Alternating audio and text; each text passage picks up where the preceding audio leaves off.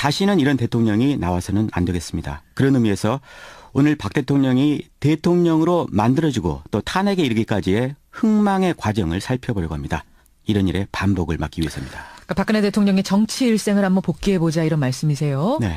자, 그러면 정치 입문 단계부터 좀 살펴볼까요? 네, 박 대통령의 정치 입문은 IMF가 왔던 1997년입니다. 그러니까 그리 길지 않아요. 사실 네. 따지고 보면 97년부터 시작이에요. 딱 20년 전이죠. 예. 당시 기록을 보면요. 입당 동기가 이렇게 됐습니다. 난국에 처한 나라를 보면 아버지 생각이 난다. 이렇게요. 이듬해 대구에서 보궐선거에 처음으로 출마하는데 그때도 역시 아버지를 전면에 내세웠습니다. 아버지를. 네, 직접 들어보시죠. 우리 국민과 또 돌아가신 아버지가 힘을 합해서 일으켜 세운 나라인데 어떻게 하다가 이런 지경까지 왔는가 참 생각하면 안타까운 마음 이루 금할 수가 없습니다. 뭔가 저라도 조그만 도움이라도 이 나라에 될 수 있다면은 그 책임을 다 해야 되는 것이 저의 도리라 생각하고 오늘 또 이 자리에 이렇게 오게 된 것입니다. 그러니까 이게 1998년에 한 말이에요. 네. 사실 그동안 박근혜 대통령이 권력을 잡은 게 아버지 후광 덕이 크지 않느냐 이런 얘기가 있었는데 정말 정치 입문 당시에는 그냥 대놓고 온전히 녹아있네요. 그렇습니다. 아주 중요한 지적인데요. 지금의 박 대통령을 만든 건 다름 아닌 아버지였다는데 아마 이견이 없을 겁니다. 그런데 이번에 최순실 게이트 터지면서 박 대통령이 대통령 권좌에 오르게 된 또 다른 동력, 바로 최순실 일가였다는 사실도 밝혀졌죠. 그게 어떤 내용이죠? 최순실의 아버지 최태민 시절부터 박근혜 대통령 만들기 프로젝트 이런 게 있었다고 합니다. 박근혜 대통령 만들기 프로젝트. 네, 최태민이 70년대부터요. 여자가 대통령이 되면 세상이 부드러워진다. 나라를 정화하기 위해서 박근혜를 대통령으로 만들어 보겠다. 이런 이야기를요. 가족들에게 거찰 했다는 겁니다. 그리고 그게 최순실, 딸 최순실에게 대를 이어서 전수가 됐다 이런 거예요? 그렇습니다. 실제로요. 최순실이 그 박 대통령이 국회의원에 처음 출마한 98년 수억 원의 선거 자금을 지원했다는 최순실의 전직 운전기사의 폭로가 실제로 있었죠. 있었습니다. 그게 예. 보도가 됐었죠. 예. 근데 국회 입성이 바로 대통령으로 갈 수 있는 티켓은 아니잖아요. 물론이죠. 박 대통령 자신도 초선 때는 뭐 그냥 여러 국회의원 중에 한 명에 불과했습니다. 예. 뭐 당내나 원내에 직책도 없었고요. 그렇죠. 또 국정감사 때도 존재감이 별로 없었고 따라서 언론의 주목도 별다르게 끌지 못했습니다. 예. 다만 당선 이듬해 베스트 드레서로 뽑힌 게 그나마 주목거리였습니다. 아, 당선되고 나서 이듬해에 네. 코리아 베스트 드레서로? 예, 옷 잘 입는 정치인이다는 거였죠. 그러면 언제부터 이렇게 주목을 받기 시작했습니까? 그 후에는? 정치 입문 한 7년 뒤, 그러니까 2004년입니다. 그해 3월에요. 노무현 대통령 탄핵안 가결이 있었고요. 예. 그에 따라서 한나라당이 공멸 위기에 처했는데 그 무렵에 당시 그 전당대회가 열렸습니다. 그렇죠. 한나라당에. 예. 여기서 재선 의원 신분으로 깜짝 당대표에 선출이 됩니다. 바로 천막 당사로 당사를 옮긴 그때 말씀하시는 거예요? 그렇습니다. 지금 생각해보면 당대표 출마라든가 이 천막 당사 설치 이런 굵직한 결정을 과연 박 대통령 혼자 했는지 고개가 갸웃거려지는데요. 그렇죠. 좌우간 당대표에 오른 지 3주 뒤에 17대 총선을 맞습니다. 그게 바로 탄핵 역풍이 불던 그때였죠. 노무현 대통령 탄핵의 역풍. 예, 그래서 박 대통령이 눈물로 대국민 호소를 하기도 했는데요.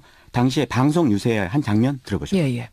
존경하는 국민 여러분, 저는 국민 여러분께 큰 빚이 있습니다. 그 빚은 부모님이 돌아가시고 오늘의 제가 있기까지 국민 여러분께서 부모님과 형제 자매가 되어주셨기 때문에 고난을 딛고 일어설 수 있었다는 것입니다. 이제 제가 바른 정치를 해서 여러분께 그 빚을 갚고 싶습니다. 예. 이게 2004년도 4월 총선 유세 연설이에요. 그렇습니다. 총선 결과가 어떻게 됐죠? 그때 한나라당이 예상을 깨고요. 무려 121석이나 건집니다. 예. 그러니까 그 당시 탄핵 이후에 한나라당 지지율이 7%까지 떨어졌거든요. 그렇죠. 그걸 감안하면 일대 사건이 일어난 겁니다. 당으로서는 기적이다 이랬어요. 그렇습니다. 바로 그 기적의 원동력이 그 유명한 박풍이라는 거고요. 박근혜 바람, 선거의 여왕. 네. 한나라당 후보가 열세인 지역이 박근혜 당시 대표가 지원 유세하면 거짓말처럼 지지율이 반등하는 일이 벌어졌었죠. 예. 박 대표가 가는 곳이면 사람들이 갑자기 이 구름처럼 모여든다고 해서 박풍이라는 말이 붙었습니다. 예. 그 박풍은 그 이후 국내 모든 선거 때면 지역을 막론하고 공통적으로 재현되는 정치 현상이었습니다. 그 박풍이란 게 탄핵을 앞둔 지금 시점에서 돌이켜보면 참 엄청난 허상이었구나 이런 네. 생각이 드는데 박풍의 원인은 있었을 거 아닙니까? 우선은요. 박 대통령에 대한 이미지였습니다. 이미지요? 예, 부모를 닮았을 거다. 닮았을 거다. 오랫동안 퍼스트 레이디에서 준비가 됐을 거다. 아하. 거짓말을 안 할 거다. 이런 막연한 이미지 말이죠. 예. 엊그제 제가 서울시장 통해서 만난 시민들 지금 같은 상황에서도 이런 이미지에 그대로 젖어 있었습니다. 한번 들어보시죠. 아버지의 영향으로 그 당시에 이경수 여사가 소천하시고 그 퍼스트 레이디로서의 아버지 옆에서 지켜봤을 거, 정치하는 걸 지켜봤을 거 아니에요. 그래서 저는 그때 공부 좀 했는 줄 알았어요. 정직하고 허튼 말 안 하고 자기 사리 사욕 안 하고 오직 나라 사람들이 모르는 사람이다. 사실은 지금 허상이 깨질 대로 깨졌는데도 아직도 이미지를 기억하는 이런 시민들이 많지는 않지만 있다는 얘기예요. 예, 이런 이미지 말고도요. 예. 박 대통령에 대한 국민들의 공통적으로 가지고 있는 감정이 있습니다. 바로 동정심입니다. 불쌍하다. 부모를 너무 일찍 다 여의지 않았느냐 이런 연민 같은 거요. 그렇죠. 따라서 뭔가 도와주고 싶고 아하. 또 위로해주고 싶어. 그렇죠. 이런 감정이 이제 생겼다는 거죠. 예. 다른 시민들 목소리 한번 들어보시죠. 예. 아버지도 잊어버리고 그 박지만이도 또 그 마약 먹고 이래가지고 안 됐다 해서 이제 불쌍하다고 이제 우리가 찍자 그랬잖아 논리들이. 이 사람은 워낙 친척들도 없고 이름만 남기려는 건데. 박풍 얘기하다 우리 이렇게 됐는데 박풍 하면 연상되는 게 또 그 유명한 손에 붕대 감고 악수하던 장면 아닙니까? 그렇죠. 그런데 또 그런 모습은요. 또 사람들에게 더욱더 깊은 동정심을 유발해내는 또 다른 자극제가 됐습니다. 그렇죠. 그걸 보고 잘 먹고 몸조심하라 이렇게 울먹이는 국민들도 당시에 있었으니까요. 예. 대통령의 그런 이미지에 이끌려서 지난 10년간 유권자들이 맹목적으로 지지를 되풀이왔던 겁니다. 그 결과 선거의 여왕이라는 타이틀을 오랫동안 유지해 왔던 거고요. 네. 지금의 여당도 그 박 대통령의 그런 이미지, 그런 어떤 감정을 적극적으로 정치에 활용해 왔던 거고요. 맞습니다. 특히 여성 정치인이라는 점을 선거에 최대한 활용했죠. 그렇죠. 외모라든가 패션 이런 걸 선거 마케팅에 적극 활용했는데요. 박 대통령과 결별했지만 한때 박 대통령의 최측근이었던 사람이 있습니다. 바로 전효옥 전 의원이죠. 예. 이분이 폭풍전야라는 2006년에 쓴 책이 있는데요. 이걸 제가 훑어봤더니 이런 대목이 나옵니다. 나는 줄기차게 한나라당 최고 상품인 박 대표를 가능한 한 많이 언론에 노출시키려고 노력했다. 전효옥 전 의원의 얘기. 그렇습니다. 최고 상품이다. 네. 그러니까 적극적으로 상품화했다는 거네요. 마케팅. 그렇습니다. 대통령 스스로도 거기에 익숙해져 있기 때문이기도 할 겁니다. 60, 70년대에 18년간이나 청와대 생활을 했죠. 또 5년간 퍼스트 레이디 역할을 해왔죠. 예. 그래서 이 스포트라이트를 받는 거를 당연시 했습니다. 어떻게 보면 연예인 같은 심리 상태를 유지해왔던 거죠. 황상민 전 연세대 교수라고 그분이 박 대통령에 대한 대중의 이미지를 수년간 심층 연구한 분이죠. 예. 그분의 진단 한번 들어보시죠. 예. 청소년 심리 상태에서 지금까지 거의 변하지 않았다라는 거거든요. 청소년 심리는 뭘로 의미하냐면 무대 위에 선 배우와 같은 심리를 이야기를 해요. 항상 자기가 스포트라이트를 받고 있고 또 거기에 맞춰서 멋있게 손을 흔들어주면 그게 너무나 당연하다고 생각하는 거. 엄마 아버지를 여의더라도 자기는 여전히 공주로 머물러 있을 수 있었으니까 그 심리 상태에서 더 이상 발달을 할 필요가 없었기 때문에 무대 위에선 배우 같은 심리, 항상 스포트라이트 받고 또 공주 같은 심리. 네. 마법에 걸린 건 일반 국민들뿐만 아니라 정치권도 마찬가지였을 거예요. 그렇습니다. 예. 정치권에서도 같은 현상이 있었습니다. 심지어 지금의 야당에서도요. 박 대통령에 대한 과도한 찬사가 많았습니다. 야당에서도요. 그렇습니다. 적지가 않았는데요. 어허. 그 가운데 한 분의 음성 들어보시죠. 들어보죠. 동료 국회의원으로서는 더할 나위 없이 아주 흠잡을 데 없는 좋은 자질을 갖고 있는 맞아요. 분입니다. 네. 그렇게 표현하셨어요. 지성적이기도 하고 근접하기 어려운 범접하기 어려운 또 예쁘시고 가슴이 설렐 정도입니다. 아, 그래요? 뭐 누군지 우리가 굳이 밝히지는 말죠 이 마당에. 네. 예. 뭐 본인으로서는 정말 주워 담고 싶은 말이겠지만요. 예, 그래. 야당에서 이 정도였는데 여당에서는 오죽했겠습니까? 네, 물론 여당의 경우는 앞서 말씀드린 대로 박 대통령의 이 상품성을 높이기 위해서 더 화려하게 포장했을 겁니다. 그렇죠. 이번엔 두 사람의 음성 차례로 들어보시죠. 예. 유망한 정치인이다. 뭐 그만한 정치인 한국에 몇 사람이 없다. 나 이렇게 생각합니다. 예. 박근혜 대통령 차례.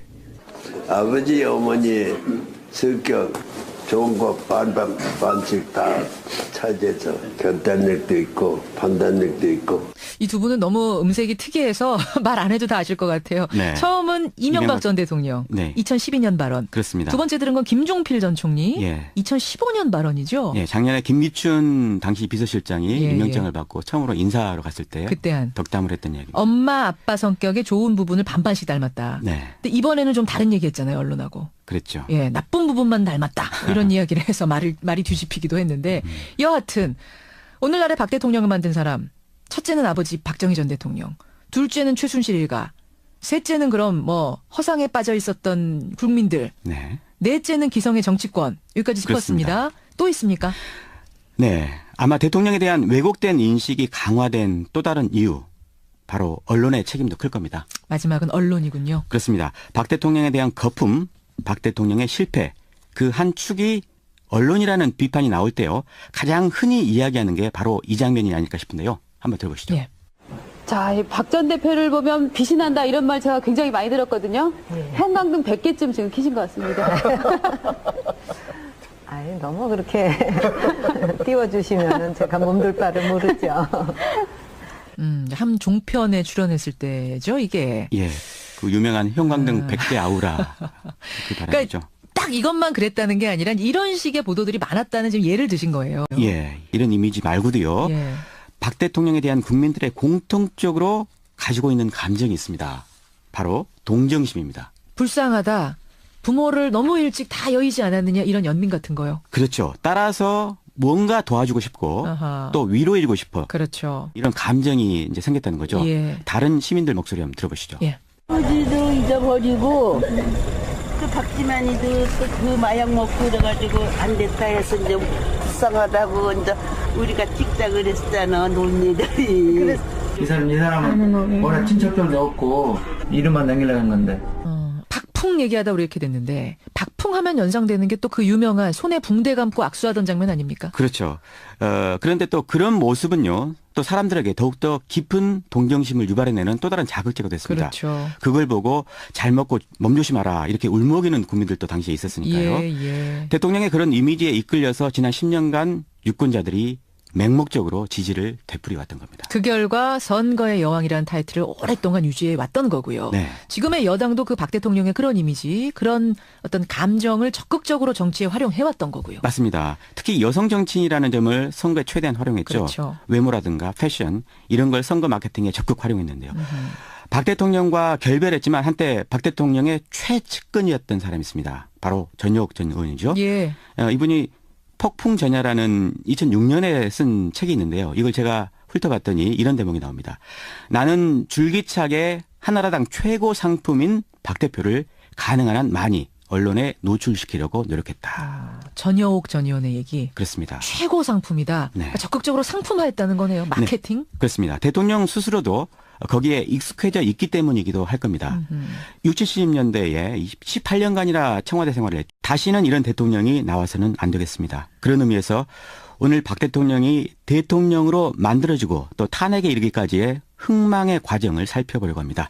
이런 일의 반복을 막기 위해서입니다. 그러니까 박근혜 대통령의 정치 일생을 한번 복귀해보자 이런 말씀이세요. 네.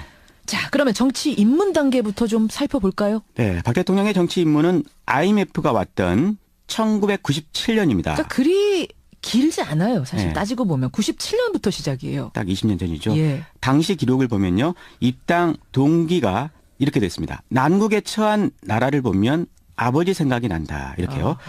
이듬해 대구에서 보궐선거에 처음으로 출마하는데 그때도 역시 아버지를 전면에 내세웠습니다. 아버지를. 네, 직접 들어보시죠. 우리 국민과 또 돌아가신 아버지가 힘을 합해서 일으켜 세운 나라인데 어떻게 하다가 이런 지경까지 왔는가 참 생각하면 안타까운 마음 이루 금할 수가 없습니다. 뭔가 저라도 조그만 도움이라도 이 나라에 될 수 있다면은 그 책임을 다 해야 되는 것이 저의 도리라 생각하고 오늘 또 이 자리에 이렇게 오게 된 것입니다. 그러니까 이게 1998년에 한 말이에요. 네. 사실 그동안 박근혜 대통령이 권력을 잡은 게 아버지 후광 덕이 크지 않느냐 이런 얘기가 있었는데 정말 정치 입문 당시에는 그냥 대놓고 온전히 녹아 있네요. 그렇습니다. 아주 중요한 지적인데요. 지금의 박 대통령을 만든 건 다름 아닌 아버지였다는데 아마 이견이 없을 겁니다. 그런데 이번에 최순실 게이트 터지면서 박 대통령이 대통령 권좌에 오르게 된 또 다른 동력, 바로 최순실 일가였다는 사실도 밝혀졌죠. 그게 어떤 내용이죠? 최순실의 아버지 최태민 시절부터 박근혜 대통령 만들기 프로젝트 이런 게 있었다고 합니다. 박근혜 대통령 만들기 프로젝트. 네, 최태민이 70년대부터요. 여자가 대통령이 되면 세상이 부드러워진다. 나라를 정화하기 위해서 박근혜를 대통령으로 만들어 보겠다. 이런 이야기를요. 가족들에게 거찰 했다는 겁니다. 그리고 그게 딸 최순실에게 대를 이어서 전수가 됐다 이런 거예요? 그렇습니다. 실제로요. 최순실이 그 박 대통령이 국회의원에 처음 출마한 98년 수억 원의 선거 자금을 지원했다는 최순실의 전직 운전기사의 폭로가 실제로 있었습니다. 그게 보도가 됐었죠. 그런데 국회 입성이 바로 대통령으로 갈 수 있는 티켓은 아니잖아요. 물론이죠. 박 대통령 자신도 초선 때는 뭐 그냥 여러 국회의원 중에 한 명에 불과했습니다. 뭐 당내나 원내에 직책도 없었고요. 그렇죠. 또 국정감사 때도 존재감이 별로 없었고 따라서 언론의 주목도 별다르게 끌지 못했습니다. 다만 당선 이듬해 베스트 드레서로 뽑힌 게 그나마 주목거리였습니다. 당선되고 나서 이듬해에 네. 코리아 베스트 드레서로? 예, 옷 잘 입는 정치인이다는 거였죠. 그러면 언제부터 이렇게 주목을 받기 시작했습니까? 정치 입문 한 7년 뒤, 그러니까 2004년입니다. 그해 3월에요. 노무현 대통령 탄핵안 가결이 있었고요. 그에 따라서 한나라당이 공멸 위기에 처했는데 그 무렵에 당시 그 전당대회가 열렸습니다. 그렇죠. 한나라당에. 여기서 재선 의원 신분으로 깜짝 당대표에 선출이 됩니다. 바로 천막 당사로 당사를 옮긴 그때 말씀하시는 거예요? 그렇습니다. 지금 생각해보면 당대표 출마라든가 이 천막 당사 설치 이런 굵직한 결정을 과연 박 대통령 혼자 했는지 고개가 갸웃거려지는데요. 그렇죠. 좌우간 당대표에 오른 지 3주 뒤에 17대 총선을 맞습니다. 그게 바로 탄핵 역풍이 불던 그때였죠. 노무현 대통령 탄핵의 역풍. 예, 그래서 박 대통령이 눈물로 대국민 호소를 하기도 했는데요. 당시에 방송 유세의 한 장면 들어보죠. 존경하는 국민 여러분, 저는 국민 여러분께 큰 빚이 있습니다. 그 빚은 부모님이 돌아가시고 오늘 또 5년간 퍼스트 레이디 역할을 해왔죠. 그래서 이 스포트라이트를 받는 거를 당연시 했습니다. 어떻게 보면 연예인 같은 심리 상태를 유지해왔던 거죠. 황상민 전 연세대 교수라고 그분이 박 대통령에 대한 대중의 이미지를 수년간 심층 연구한 분이죠. 그분의 진단 한번 들어보시죠. 청소년 심리 상태에서 지금까지 거의 변하지 않았다라는 거거든요. 청소년 심리는 뭘로 의미하냐면 무대 위에 선 배우와 같은 심리를 이야기를 해요. 항상 자기가 스포트라이트를 받고 있고 또 거기에 맞춰서 멋있게 손을 흔들어주면 그게 너무나 당연하다고 생각하는 거. 엄마 아버지를 여의더라도 자기는 여전히 공주로 머물러 있을 수 있었으니까 그 심리 상태에서 더 이상 발달을 할 필요가 없었기 때문에 무대 위에선 배우 같은 심리, 항상 스포트라이트 받고 또 공주 같은 심리. 마법에 걸린 건 일반 국민들뿐만 아니라 정치권도 마찬가지였을 거예요. 그렇습니다. 정치권에서도 같은 현상이 있었습니다. 심지어 지금의 야당에서도요. 박 대통령에 대한 과도한 찬사가 많았습니다. 야당에서도요? 그렇습니다. 적지가 않았는데요. 그 가운데 한 분의 음성 들어보시죠. 들어보죠. 동료 국회의원으로서는 더할 나위 없이 아주 흠잡을 데 없는 좋은 자질을 갖고 있는 분입니다. 그렇게 표현하셨어요. 지성적이기도 하고 근접하기 어려운, 범접하기 어려운 또 예쁘시고 가슴이 설렐 정도입니다. 그래요? 뭐 누군지 우리가 굳이 밝히지는 말죠, 이 마당에. 뭐 본인으로서는 정말 주워 담고 싶은 말이겠지만요. 그래. 야당에서 이 정도였는데 여당에서는 오죽했겠습니까? 물론 여당의 경우는 앞서 말씀드린 대로 박 대통령의 이 상품성을 높이기 위해서 더 화려하게 포장했을 겁니다. 그렇죠. 이번엔 두 사람의 음성 차례로 들어보시죠. 유망한 정치인이다. 뭐 그만한 정치인 한국에 몇 사람이 없다 이렇게 생각합니다. 박근혜 대통령 차례. 제가 있기까지 국민 여러분께서 부모님과 형제 자매가 되어주셨기 때문에 고난을 딛고 일어설 수 있었다는 것입니다. 이제 제가 바른 정치를 해서 여러분께 그 빚을 갚고 싶습니다. 이게 2004년도 4월 총선 유세 연설이에요. 그렇습니다. 총선 결과가 어떻게 됐죠? 그때 한나라당이 예상을 깨고요. 무려 121석이나 건집니다. 그러니까 그 당시 탄핵 이후에 한나라당 지지율이 7%까지 떨어졌거든요. 그렇죠. 그걸 감안하면 일대 사건이 일어난 겁니다. 당으로서는 기적이다 이랬어요. 그렇습니다. 바로 그 기적의 원동력이 그 유명한 박풍이라는 거고요. 박근혜 바람, 선거의 여왕. 한나라당 후보가 열세인 지역이 박근혜 당시 대표가 지원 유세하면 거짓말처럼 지지율이 반등하는 일이 벌어졌었죠. 예.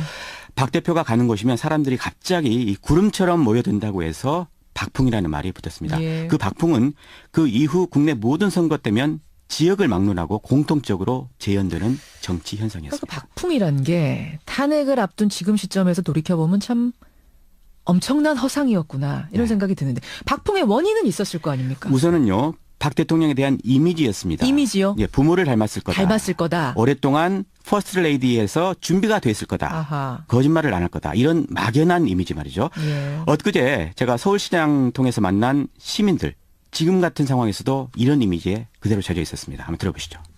아버지의 영향으로 그 당시에 이경수 여사가 소천하시고 또 퍼스트 레이디로서의 아버지 옆에서 지켜봤을 거, 정치라는 걸 지켜봤을 거 아니에요. 그래서 저는 그때 공부 좀 했는 줄 알았어요. 정직하고 허튼 말 안 하고 자기 사리 사욕 안 하고 오직 나라 사람들이 모르는 사람이다. 사실은 지금 허상이 깨질 대로 깨졌는데도 아직도 이미지를 기억하는 이런 시민들이 많지는 않지만 있다는 얘기예요.